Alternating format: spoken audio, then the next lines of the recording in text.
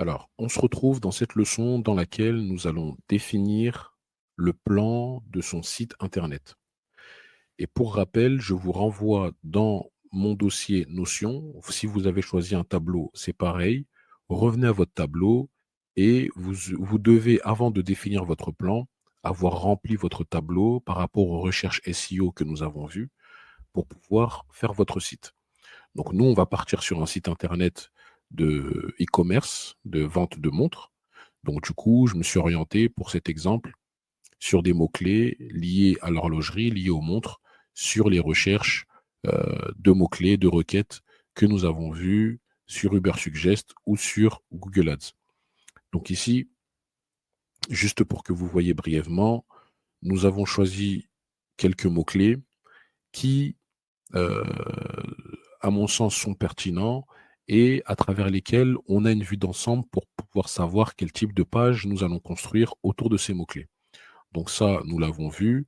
Normalement, c'est acquis pour vous. Vous devez faire la même chose. Si ce n'est pas fait, prenez le temps, avant de définir le plan de votre site, de mettre en place les mots-clés que vous allez choisir afin de savoir quel type de page vous allez créer derrière ces mots-clés. C'est super important et ça va être, comme je vous l'ai dit plus tôt, la base de votre site internet. Donc, dès lorsque tout cela est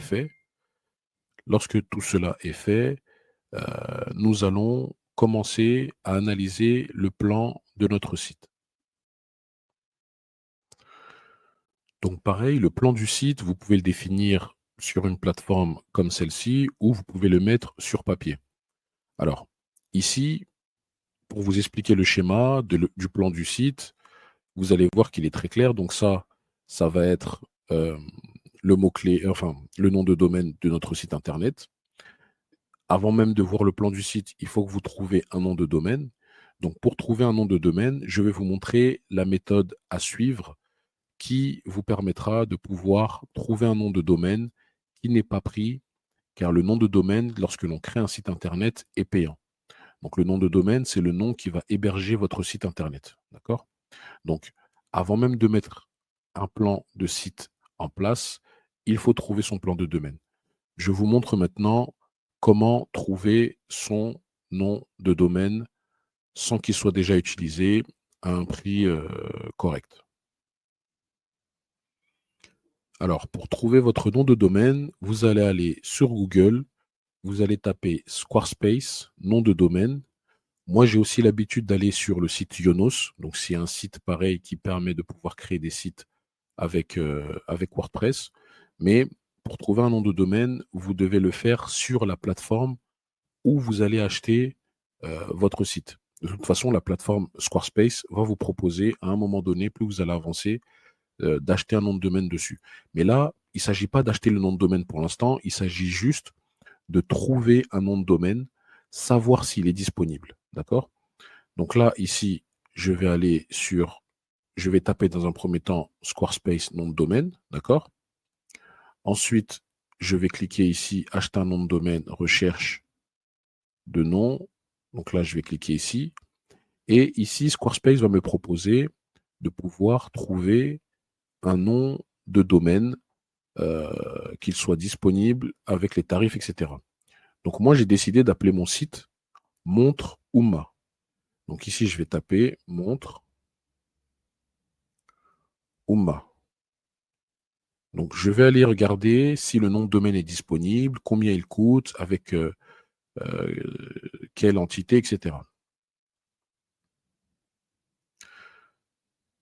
Donc lorsque ça charge,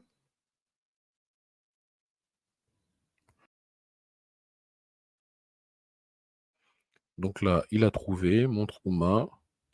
Et là, il va me donner les disponibilités du nom de domaine. Donc là, montreouma.co UK, ça c'est pour ceux qui vont créer un site avec un nom de domaine anglais, co.uk.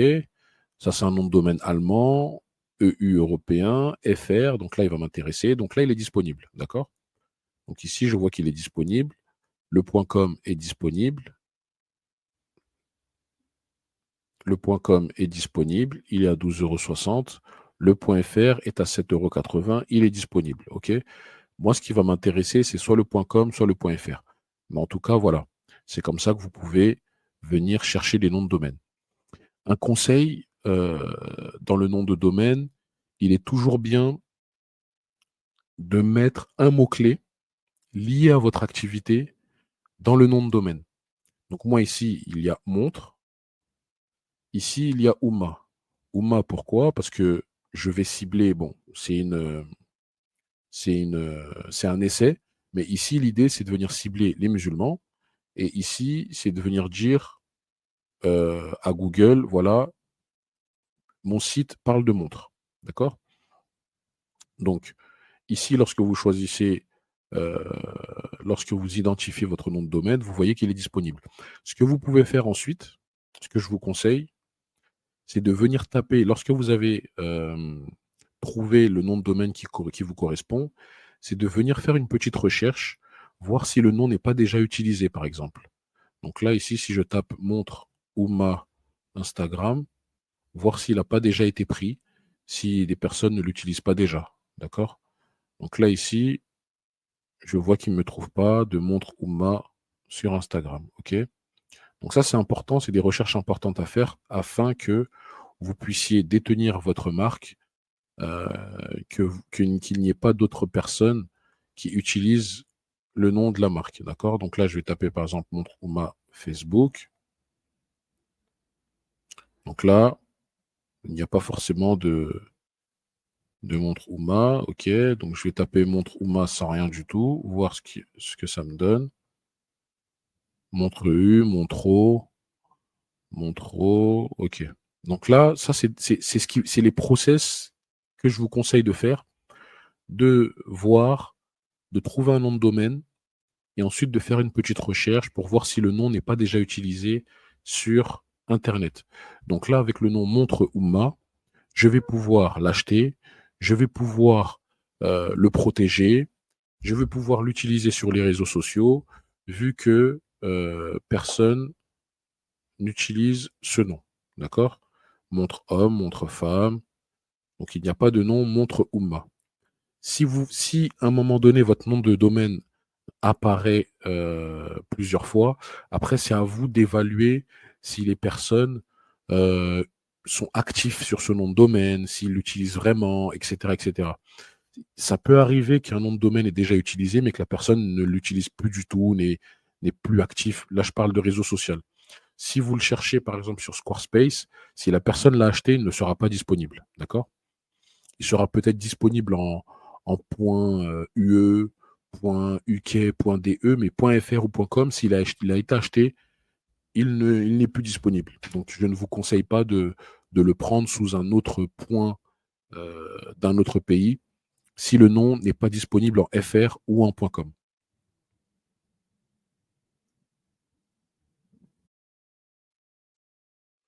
Donc, après avoir effectué la recherche de mon nom de domaine, donc moi j'ai choisi montreouma.fr, on revient sur le plan du site et là, je vais vous expliquer comment mettre en place un plan de site avec une vue d'ensemble concrète. Donc ici, vous avez votre site. OK. Ici, j'ai mon site. Et dans un site classique, ce qu'on va voir souvent, donc là, on va suivre la flèche du bas ici, la ligne jaune, c'est qu'on va avoir la page d'accueil, donc dans les onglets, hein, les menus qui sont présentés. Donc souvent, c'est accueil, boutique, à propos, blog, contact. OK. Les ordres peuvent être changés, mais grosso modo, c'est cela. D'accord? Donc là, ici, ça, c'est notre site internet. D'accord? Donc, sur notre site, qu'est-ce que l'on va faire? On va faire une page d'accueil, une page boutique, une page à propos, une page de blog, une page contact. D'accord?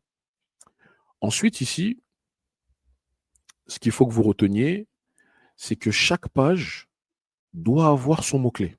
OK? Ne créez pas deux pages avec un même mot-clé.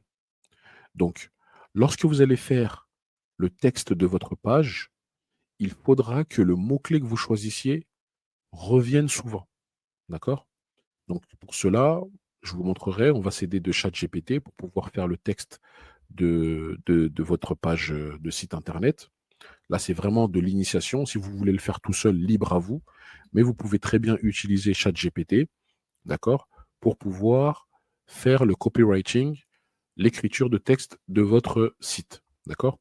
Donc moi, en fait, ce que je veux vous montrer ici, c'est que dans le plan du site, il va y avoir 2 visibilités.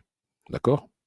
Il va y avoir la visibilité que je vais appeler la visibilité vitrine et il va y avoir la visibilité parallèle. Ici, c'est la visibilité vitrine. D'accord? La visibilité vitrine, qu'est-ce que c'est? Lorsque vous allez envoyer votre site internet à une personne, il va arriver sur la page d'accueil, ensuite il va voir la boutique, il va voir la page à propos, il va voir le blog, etc. Donc ça, c'est, on va dire, la phase présente de l'iceberg, la phase vitrine. C'est ce que vous montrez. D'accord? C'est ce que, lorsque les gens viennent sur votre site, c'est ce qu'ils verront en premier lieu. Et ça, il ne faut pas le négliger, il faut quand même travailler le SEO dessus. Mais ce que je vous conseille, c'est de travailler le SEO de votre marque. D'accord? Pour que Google reconnaisse votre marque, qu'elle soit reconnue, euh, qu'elle puisse apparaître, que les pages puissent être pertinentes. Donc, du coup, les mots-clés doivent être en lien avec votre nom de marque. D'accord? Donc, dans la page d'accueil, on va choisir le mot-clé montre Oumma.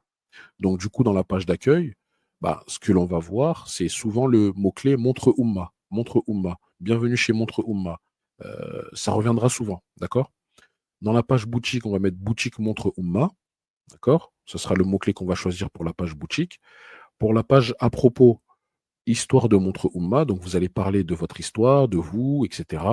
Montre Oumma qui reviendra, enfin, histoire de Montre Oumma, pas Montre Oumma uniquement, parce que Montre Oumma, je l'ai mis ici. Donc ici, ce sera Montre Boutique Montre Oumma. Ici, ce sera histoire de Montre Oumma. Attention à ne pas se tromper. Donc là, blog Montre Oumma, contact Montre Oumma. OK?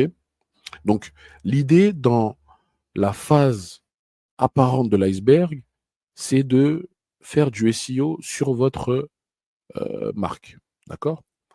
Ensuite, ici, toujours dans le site, on va créer des pages. D'accord? On va créer des pages que je vous ai mis en bleu ici. Et toutes les pages que je vous ai mis en bleu, ce sont les pages de SEO stratégiques que l'on va mettre en place par rapport à notre recherche. Et sur notre site, ces pages-là apparaîtront quelquefois dans l'espace apparent du site. Si par exemple vous donnez votre site internet à une personne et qu'elle va dans l'accueil et qu'à un moment donné dans l'accueil, il y a un onglet boutique et que dans la boutique, elle va sur montre vert, montre cadran vert, donc ça c'est une page stratégique SEO que l'on construira, eh bien, pas de problème. Par contre, dans la majeure partie des cas, les pages euh, qui sont faites stratégiquement sur le SEO, donc on va dire la voie parallèle, elles ne seront pas visibles au premier abord. Ces pages-là, on va les créer uniquement pour que Google comprenne que notre site est en train de travailler son SEO, mais pas dans une phase apparente.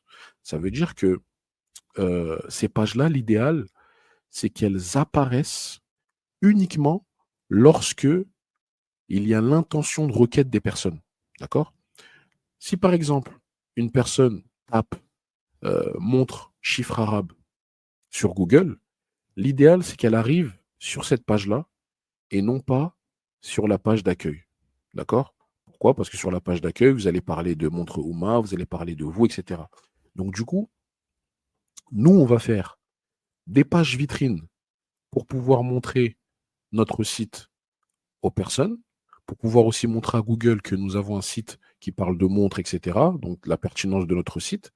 Et ensuite, on va créer aussi des pages qui ne seront pas trouvables dans notre site, mais qui seront uniquement trouvables lorsque les personnes taperont l'intention de requête sur Google. D'accord? Donc, pour cela, on va cibler des pages sur montre chiffre arabe. Donc là, je vous renvoie à votre tableau où vous avez trouvé la pertinence de pouvoir mettre cette page-là. Donc cette page-là, ce sera une page de produit, une autre page de produit, si mes souvenirs sont bons. une autre page de produit, etc., etc. Ensuite, dans la page de blog, on avait vu dans nos stratégies dans nos stratégies de SEO que les articles de blog étaient une stratégie SEO. Donc du coup, ici, si vous voyez mes articles, les meilleurs styles de montre homme en 2025, le mot-clé que je vise ici, c'est montre homme. D'accord? Donc dans l'article, le mot-clé montre homme reviendra très souvent. D'accord?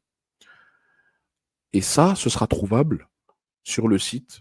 Lorsqu'une personne viendra sur le site, elle ira dans le blog, elle trouvera l'article. D'accord? Mais ces pages-là ici ne seront pas trouvables au premier abord sur le site. L'idéal, c'est qu'on les travaille pour qu'elles soient trouvables sur Google. D'accord? Ces pages-là, elles seront trouvables sur le site, mais aussi on fait le travail pour qu'elles soient trouvables sur Google. OK? Donc, euh, dans mon tableau, le mot-clé montre homme est très élevé. Il a plus de 100 000 requêtes mensuelles, 120 000, il me semble, 120 000 requêtes mensuelles. Donc, on va en faire un article de blog. OK? Ici, montre cadre en vert, on va en faire une page produit. D'accord? Qui sera trouvable sur le site. Et en espérant qu'il soit aussi trouvable sur, euh, sur Google. Donc, pour construire son site, le plan de son site, avoir une vue d'ensemble sur ce que l'on va mettre dans la phase apparente du site, donc une page accueil, une page boutique, une page à propos, une page de blog, une page contact. Donc ça, ce sera ce qui sera apparent lorsque l'on va sur votre site, avec un mot-clé par page, d'accord?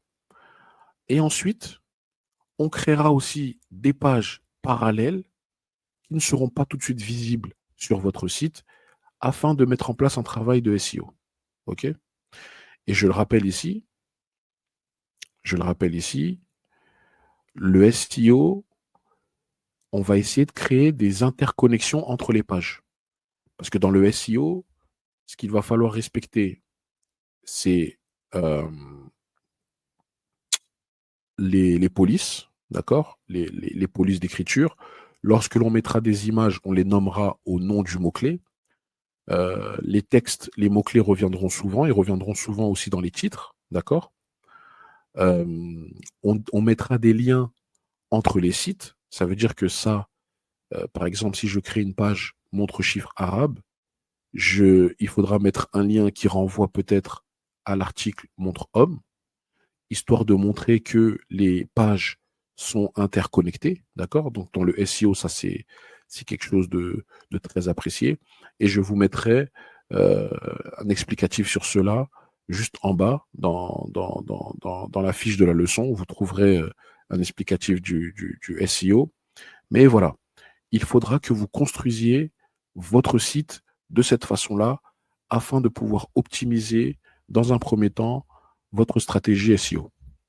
Donc, si cela est clair pour vous, n'hésitez pas à le faire de votre côté, à l'organiser de votre côté, afin que vous puissiez avoir une vue d'ensemble sur le plan de votre site, savoir où vous voulez aller, savoir ce que vous voulez faire, et ensuite démarrer la création de pages de votre site Internet. Donc, on se retrouve dans la leçon suivante pour démarrer notre tutoriel sur la création du site Internet en ayant le plan, en ayant nos mots-clés. On va aller chercher du texte sur ChatGPT. On va aller chercher des images sur un site qui s'appelle Pexel. Donc, on a toutes les informations. On peut commencer. Les bases sont établies. On peut commencer la création